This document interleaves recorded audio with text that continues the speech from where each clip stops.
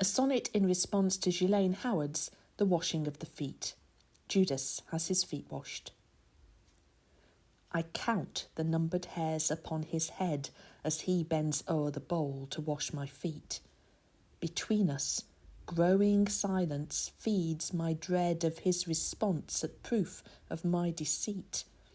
And so my panicked heart fills up the space with insubstantial chatter, hoping he will lift his head and meet my sorrowed gaze, read in my eyes the conflict tearing me apart. He will not, yet his firm embrace of callous shame and soil through servanthood, the splash of cleansing water filled with grace, gives hope that my intent is understood. I'll still not trust his depth of love for me until he harrows hell to set me free.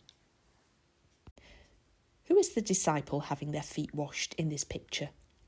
The artist does not say. Most people might assume it's Peter, since it is Peter's conversation with Jesus about whether it's appropriate for Jesus to wash the disciples' feet that takes up a good part of the story.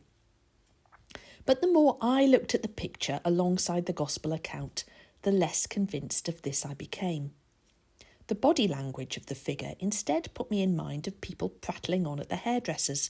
Having your hair cut, like having your feet washed, is quite an intimate experience, often performed by someone we don't really know.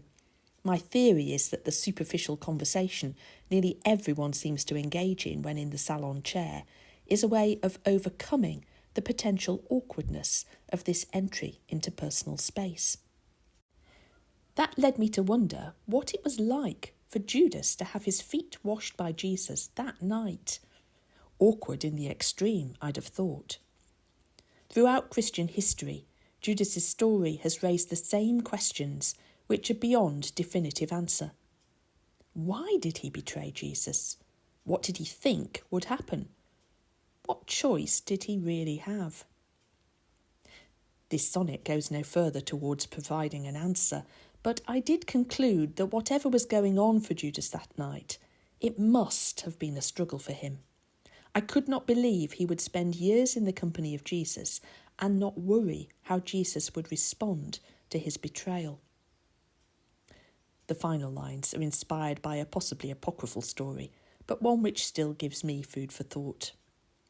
A priest was instructing children in the Christian faith. "Where did Jesus go after he died?" the priest asked.